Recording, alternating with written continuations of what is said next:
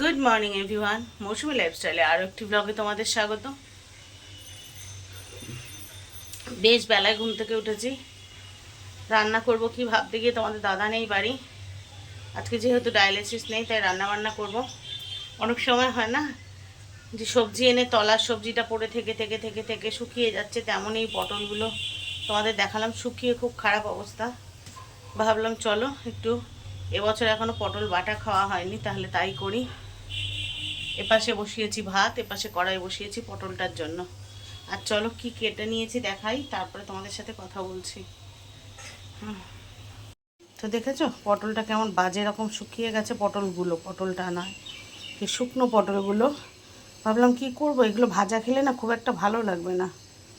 তো পটলগুলো এইভাবে আধচেরা করে কেটে নিয়েছি।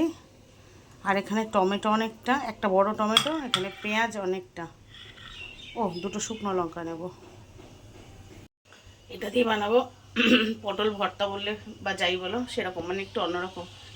তোমরা অন্যরকম রেসিপি হলে শেয়ার করতে বলো, সেই জন্য। একটু তেলটা দিয়ে গিয়ে আবার বসে, এইটুকুতেই আমার কষ্ট হয়ে গেছে। কড়াইতে তেলটা দিয়ে নিই, বুকে ব্যথা করছে জানো তো।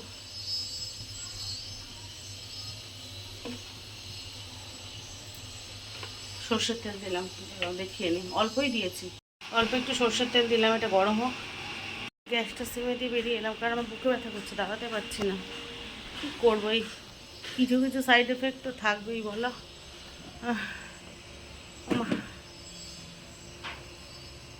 হাঁপিয়ে গেছি, দাঁড়াও একটু পরে কথা বলছি।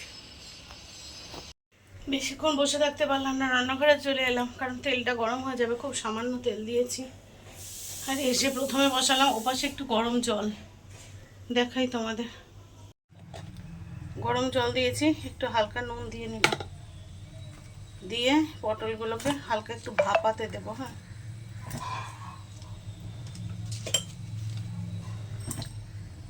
একটু ভাপিয়ে নিই। এবার এই গ্যাসটা জোরে দিয়ে দিয়েছি, আর এইটা সিমে দিয়ে ততক্ষণে, কারণ জানো আমি একে একে পারি না। একটু শুকনো লঙ্কা, এটা একটু ভেজে নেব। যেহেতু ওই গ্যাসটা জোরে দিয়েছি, পটল ভাপাতে তো খুব বেশি সময় লাগবে না। আর এই পাশে শুকনো লঙ্কাটা ভাজতে বসিয়ে দিলাম। একে একে শুকনো লঙ্কা, পেঁয়াজ, টমেটো সব ভেজে নেবো। অনেকে না রসুন দেয়, আমার রসুনটা ঠিক ভালো লাগে না, তাই আমি রসুনটা ইউজ করি না। এই এক কথা বলছি আর কাজ করছি। তোমাদের দাদা বাড়ি না থাকলে না আমি কাজের তাল পাই না। আসলে কী বলো তো, আমার একটু করে কমে না দিলে আমার খুব কষ্ট হয়। একটু হাতে হাতে করে দিলে এই দম আটকে যায়। আমাকে বাইরে থেকে দেখে কেউ বলবে না আমি অসুস্থ, কিন্তু ভেতরে ভেতরে এতটা ওয়েট, খুব একটা কাজে বল পাচ্ছি না। মাঝে মাঝে তোমরা বুঝতে পারছো যে আমি ব্লগ দিতে পারছি না, কি করবো বলো। মোটামুটি ভাজা ভাজা হয়ে গেছে। হ্যাঁ, এটা আমি তুলে রাখি।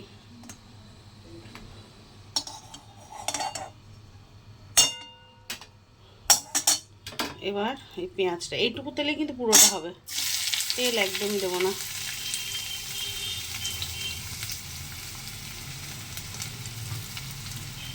এটা ভেজে নিই, বেশ লাল লাল করে এটা ভাজবো, আস্তে আস্তে ভাজি। এবার একটু ঢেকে দিই, এদিকে এটা ফুটে উঠেছে। হ্যাঁ, একটু সময় লাগবে, ঢেকে দিই। তো যেটা বলছিলাম, তোমাদের দাদা সকালে অফিস যাওয়ার আগে তো অনেক কিছু করে দিয়ে যায়। পাগল পাগল লাগছে। এদিকে আসছে বৃষ্টি, মিঠি স্কুল থেকে আসেনি, যদিও ছাতা দেওয়া আছে, কিন্তু ছোট মানুষ, ছাতা কতটা ইউজ করতে পারবে জানি না। আর জানো তো রাত্রে ঘাড়ে শুয়েছে, কি লাগা লেগেছে, আমি ঘাড়টা নাড়তে পারছি না। এইখানটা খুব ব্যথা হয়েছে, শোয়ার দোষে, মানে অন্য কোনো কিছু না, শোয়ার দোষে ঘাড়ে অসম্ভব যন্ত্রণা। দেখবে ওই বাড়িতে তোমাদের দেখিয়েছিলাম আম গাছে আম হয়েছে। আমি তো খুব একটা বাইরে সেরকম করি না, আর ওই সন্ধ্যাবেলা টুকটাক একটু হাঁটতে যাই। কদিন সেটাও যেতে পারছি না। এখন এখান থেকে জানলা থেকে বৃষ্টিটা দেখার জন্য তাকালাম, গাছে আমগুলো কি সুন্দর লাল লাল হয়েছে। লাল না মানে হলদে লাল, যেটা সেটা ভাল লাগছে। যদিও অনেক আম চলে গেছে, নেই, অল্প কিছু আম আছে, জানি না দেখা যাবে কিনা, চেষ্টা করি। ওয়েদারের অবস্থা দেখেছো,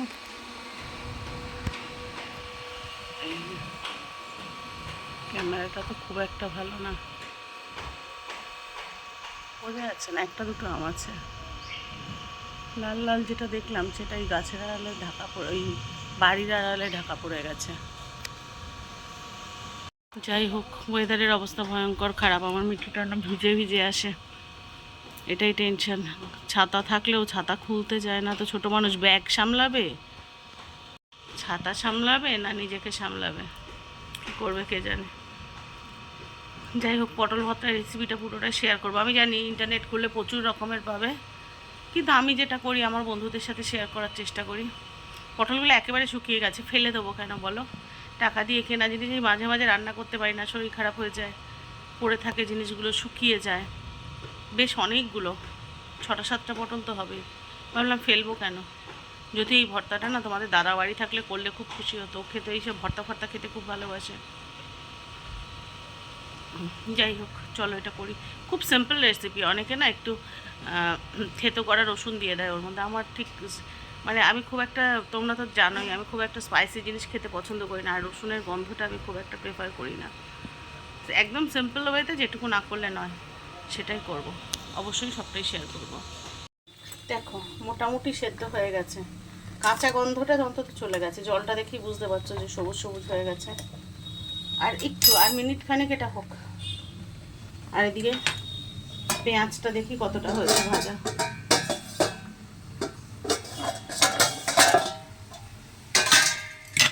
এখনো হবে, পরে খড়খড়ে করে একটু ভাজবো, তার আগে এটা বন্ধ থাক। যেহেতু পটলটা এখনো মিনিট খানেক হবে, তো পেঁয়াজটা ওরকম থাক, তারপরে পেঁয়াজটা আর কি একটু জোর দিয়ে দেবো ভাজা। ততক্ষণে আবার একটু বসে নিই। তোমরা জানো একটা করে দুবার করে হাতা নাড়িয়ে এসে বসে যাই। আমার এই বসার ঘর আর রান্নাঘরটা কাছাকাছি হওয়ায় একটু রান্না করতে পারি। যাই হোক, 1 মিনিট বাদে আবার ওটা যখন করতে যাব ফেরত আসছি। পটলগুলো অলমোস্ট সেদ্ধ হয়ে গেছে, এবার এগুলোকে একটু ছেঁকে নিই। হ্যাঁ দাঁড়াও, ছেঁকে নিই, তারপরে আবার আসছি তোমাদের দেখাই। বেশ ভালো করে ভাপিয়ে নিয়েছি কিন্তু। আর এই যে ঝুড়িটা নিয়েছি, একটু ছেঁকে নিই। এক হাত দিয়ে ক্যামেরা করা সম্ভব নয়, বুঝতে পারছো, ক্যামেরা ধরা প্লাস এটা ছেঁকে নেওয়া, করে আসছি। ছেঁকে নিয়েছি, এবার নেব মিক্সি। এর মধ্যে এগুলোকে একটু পেস্ট করে নেব।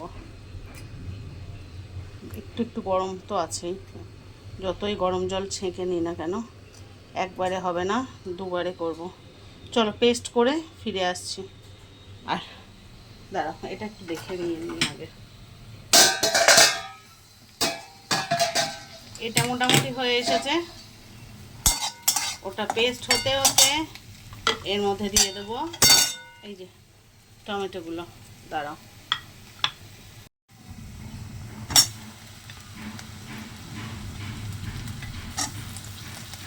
তোমরা কিন্তু চাইলে শুরুতে একটু রসুন কালো জিরে দিতে পারো, রসুনটা থেতো করে অবশ্যই, আর কালো জিরেটা যেমন ফোড়নে দেয়।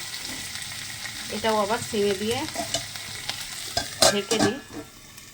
ততক্ষণে আমি করে নিই পটলটাকে পেস্ট। এটা করে নিয়ে আমি আসছি, কারণ বুঝতেই পারছো এক হাতে পারি না। পেস্ট করে তারপরে তোমাদের সাথে শেয়ার করছি আবার।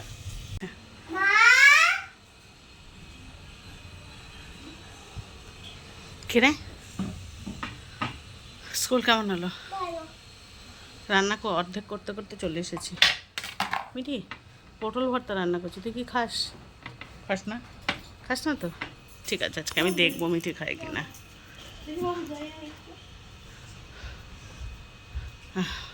ফুল পাতা দিয়ে কী বানিয়েছিস কিছু? আজকে মিঠি এক গাদা ফুল পাতা নিয়ে গেছে, ওটা নাকি প্রজেক্টের পার্ট।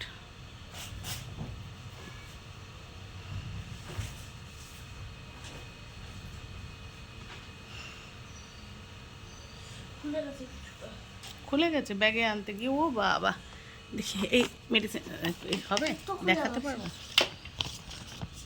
একটুখানি খুলে গেছে। পাতা কি করতে লেগেছে? লেগেছিল, ফুলগুলো না হয় মাথায়। কি এটা? Floral girl. এই তুই অত ফুল পাতা নিয়ে গেলে সারা ক্লাসকে সাপ্লাই দিয়েছিস? এটা তুই?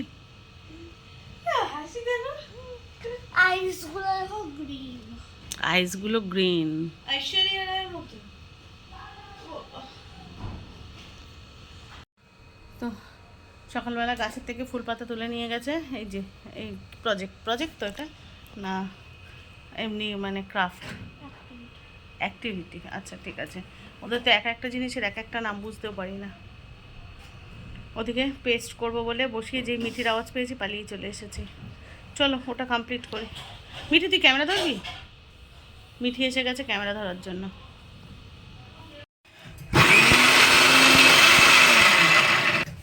দেখো ফাইন পেস্ট হয়েছে, আবার দুটো দেবো কারণ এক ঘটছে না, এরম পুরোটা পেস্ট করে নেবো না। ফাইনালি সবটা পেস্ট হয়ে গেছে।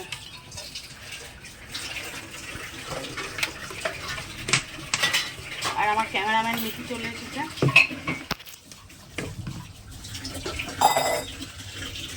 ওরে বাবারে কি বড়।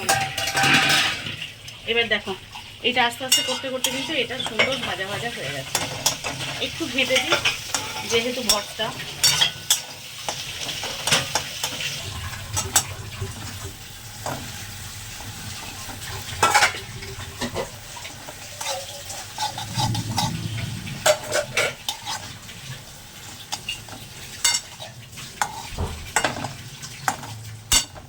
বাবা কে নাচছে দেখো।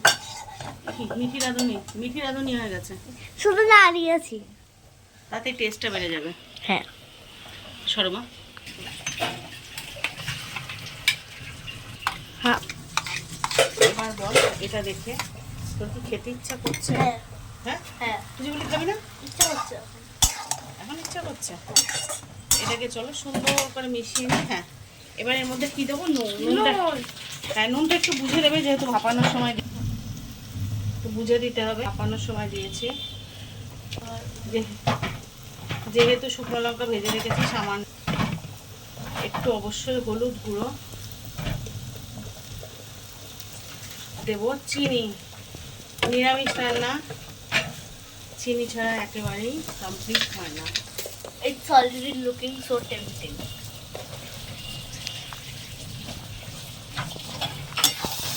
সুন্দর হাতে মিশিয়ে নেব ততক্ষণ পর্যন্ত যতক্ষণ তেল না ছাড়বে। হ্যাঁ চলো তেল ছাড়া অবধি একটু অপেক্ষা করি, তারপরে আবার আসছি। আচ্ছা রান্নাটা যেহেতু সিমে দেওয়া আছে, মাঝে কয়েকটা কথা একটু শেয়ার করি। মিঠির প্রত্যেকটা আন্টিরা বলেছ যে মিঠির পারফরমেন্স খুব ভালো লেগেছে, মিঠিকে সবাই অ্যাপ্রিসিয়েট করেছো। তো সেই জন্য মিঠি সব আন্টিকে থ্যাংক ইউ বলছে। এটা এক। আচ্ছা আরও কয়েকটা মানে কমেন্টস আসছে। অনেক সময় আমার সব সময় রিপ্লাই দেওয়া হচ্ছে না, বেশিরভাগ সময় শুয়ে থাকছি। তা ভাবলাম চলো ব্লগের মাধ্যমেই অন্তত কয়েকটা উত্তর দিয়ে দিই। চশমাটা পরে নিলাম কারণ তোমাদের মৌসুমীর মানে আই পাওয়ার প্রচণ্ড বেশি, দেখতে পায় না। তো উত্তর দিতে গেলে তাকে কোশ্চেনগুলো দেখতে হবে না। শুভ্রাদি বলেছেও যে আমি কিন্তু সবাইকে তুমি করে বলছি কারণ আমি জানি প্রত্যেকে আমার পরিবারের অংশ, তাই পরিবারের লোকেদের আপনি বললে দূরত্ব মনে হয়, তাই কাছের মানুষ হিসাবে আমি সবাইকে তুমি বললে, যেহেতু সবাই আমার দিদি বা বোন, তাদেরকে আমি তুমি করেই উত্তর দেব। তো শুভ্রাদি বলেছ যে হোমিওপ্যাথি ভালো ডাক্তার হলে রেজাল্ট অবশ্যই পাওয়া যায়। তা সত্যি কথা দিদি, সত্যি ডাক্তার ভালো সেটা বুঝতেই পারছো, আমি আবারও দেখাচ্ছি কতটা কমেছে। আর সঙ্গী বলেছ যে কোন হোমিওপ্যাথি ডাক্তার দেখাচ্ছি। আমি ব্লগে জেনারেলি তোমাদেরকে সমস্ত কিছুই শেয়ার করি, ওটাও শেয়ার করেছিলাম, হয়তো তুমি সেই ব্লগটা দেখোনি, সেই জন্য তোমাকে আমি জানিয়ে দিচ্ছি। আমি দেখিয়েছি হচ্ছে এলগিন রোডে doctor P Banerjee homeo research institute. ওটা শুধু হোমিওপ্যাথি ডাক্তার নয়, হোমিও রিসার্চ ইনস্টিটিউট। তো মিঠিরও টনসিলের সাংঘাতিক সমস্যা ছিল। আমাদের এখানে রেপুটেটেড হসপিটাল আমাদের বাড়ির সামনে, যে আমি ব্লগে নাম বলার দরকার নেই, সেখানে বলেছিল মিঠির টনসিলটা 4th স্টেজ, যেটা অপারেশন করতে হবে। কিন্তু ঈশ্বরের আশীর্বাদে ওই ডাক্তার দেখিয়ে মিঠির টনসিল কমে গেছে।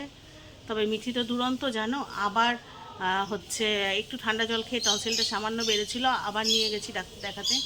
অ্যাটলিস্ট অপারেশন পর্যন্ত যেতে হয়নি। তো সেই জন্য ওখানেই দেখাচ্ছি।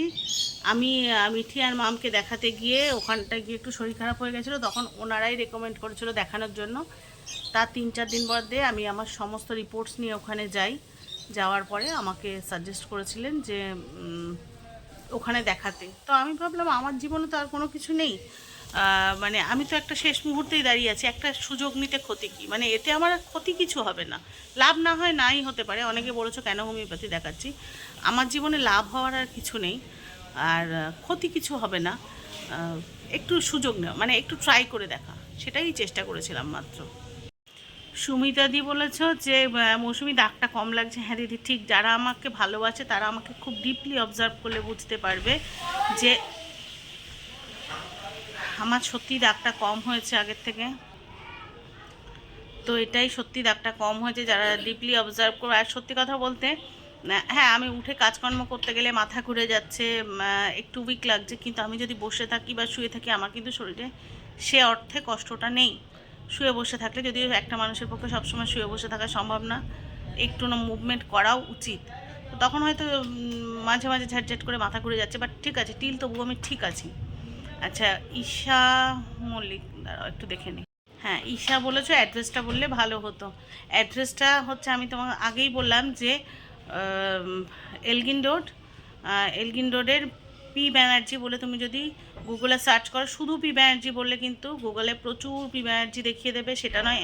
বারবার বলছি, Elgin road P Banerjee homeo research institute বলে গুগলে সার্চ করবে, পেয়ে যাবে ডেফিনেটলি। আমার ব্লগ যারা দেখে তাদের একটু ভালো হলেও, যদি কারোর 1%ও ভালো হয়, সেটা আমারই ভালো লাগবে না। আর এবার সবার শেষে আসি দিলারাদির অভিমানে। দিলারাদি বলেছ যে মৌসুমি তুমি আমার ইয়েতে রিপ্লাই দিচ্ছ না, কমেন্টসে। দিদি একটু গিয়ে দেখবে, আমি বেশ কদিন শুধু শুয়ে শুয়েই কাটাচ্ছি, তোমাদের কমেন্টস পড়ছি, আলাদা করে সেভাবে রিপ্লাই দেওয়া হয় না, কারণ আমি ডিপলি চশমাটা না পড়লে আমি খুব কষ্ট করে হলেও উত্তরগুলো পড়তে পারি, কিন্তু ওয়ার্ডগুলো চিনতে পারি না বলে আমি লিখতে মানে টাইপ করতে পারি না, সেই জন্য হচ্ছে না। আর হ্যাঁ দিদি, 2 দিন ফোন দিয়েছো, ফোন যে 2 দিন তুমি করেছো আমি ঘুমিয়ে পড়েছিলাম দিদি, মানে ডায়ালিসিসের দিনই তুমি ফোনটা দিয়ে মানে করেছো। যে 2 দিন আর কি ডায়ালিসিস থাকে, আর ডায়ালিসিসের দিন আমি বিভৎস ঘুমাই, বিভৎস। তার মধ্যে মনে হয় কালকে একটা দিন ছিল, আমি ঘুম থেকে কালকে উঠেছি 6:45-র সময়।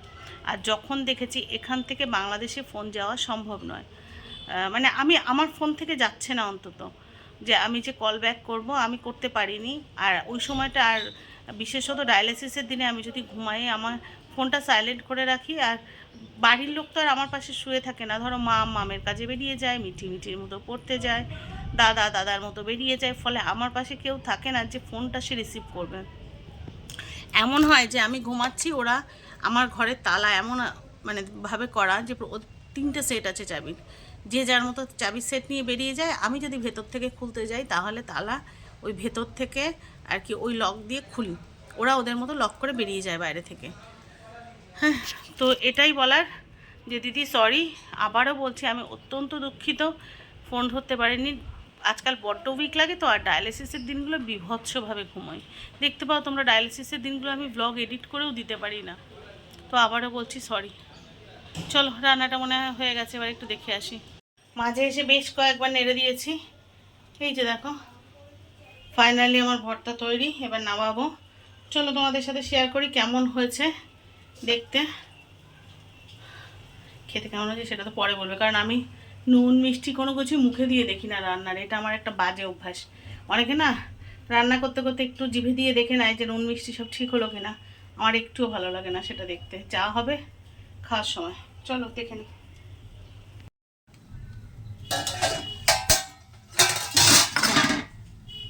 ভর্তা শুকিয়ে গেছে যেহেতু,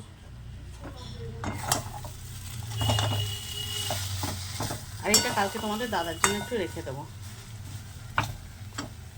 এই যে ফাইনাল টাচ। আর নিয়ে নিয়েছি বাটি, চলো নামিয়ে নিই, তারপরে আবার আসছি। তো এই যে নামিয়ে নিয়েছি।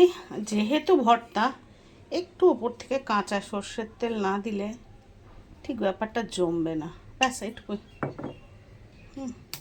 এটা খাওয়ার সময় মিশিয়ে নেবো, এখন নয়। এভাবেই এবার গরম অবস্থায় জাস্ট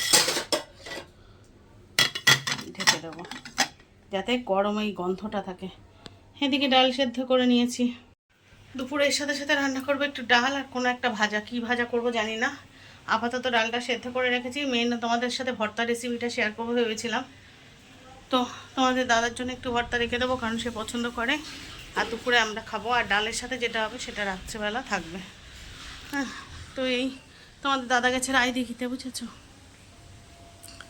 হাঁপিয়ে গেছি। কালকে আসবে, কালকে জানি না বিকাল না রাত্রে আসবে, কিন্তু কালকে আসবে। মিঠি গেছে স্নানে, মিঠি গেছে স্নানে। আর কপাল ভালো, মিঠি আসার পরে যদিও 2-4 ফোঁটা বৃষ্টি পড়েছে। মিঠি আসার মধ্যে টেনশন হচ্ছিল যে বৃষ্টি আসে কি না। এখন দেখছি সবে সবে 2-1 ফোঁটা করে বৃষ্টি শুরু হচ্ছে, তবে কালোও হয়ে গেছে মেঘ চারিদিকে। এবছর গরমটা বেশি পড়লেও বৃষ্টিটাও কিন্তু ভালো হচ্ছে, বলো? শুরুর দিকে অতটা বৃষ্টি না থাকলে এখন কিন্তু বেশ ভালো বৃষ্টি হচ্ছে, যদিও বিভৎস গরম লাগছে আমার। আর আজকে ঘাড়টা না আমার এত কষ্ট হচ্ছে, তোমাদের আগেই বললাম যে সোয়াদোষে ঘাড়ে ব্যথা হয়েছে।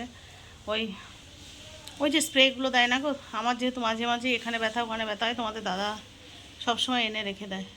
শুধু আমার জন্য নয়, কিন্তু নিজের হাঁটু ব্যথাও আছে, কিছুতেই হাঁটুর এক্সারসাইজ করবে না। আমি তবু এক্সারসাইজ করে করে একটুখানি নিজেকে ঠিক রাখার চেষ্টা করি। তো সেই জন্য আমাদের ওই কি অমনি জেল টেল কী সব হয় না স্প্রে, ওইটা নাকি খুব স্ট্রং, তো ওইটা এনে রেখে দেয়। সেই স্প্রেটা দিয়েছি, কাজ হচ্ছে না, খুব ঘাড়ে ব্যথা করছে। এর ফাঁকে আবার ওষুধ খাওয়ার সময় হয়ে গেছে, এখন ওষুধ খাবো। তো চলো আজকের ব্লগটা এখানেই শেষ করি। সবাই যে যেখানে আছো ভালো থেকো, সুস্থ থেকো। আর যদি নতুন কোনো বন্ধু আমার চ্যানেল ভিজিট করে থাকো, প্লিজ চ্যানেলটা সাবস্ক্রাইব করে পাশে থেকো। আর ব্লগটা একটুও ভালো লেগে থাকলে লাইক কমেন্ট শেয়ারের পাশাপাশি একটা হাইপ করে দিও প্লিজ। দেখা হচ্ছে নতুন ব্লগে, ততক্ষণের জন্য সবাইকে টাটা।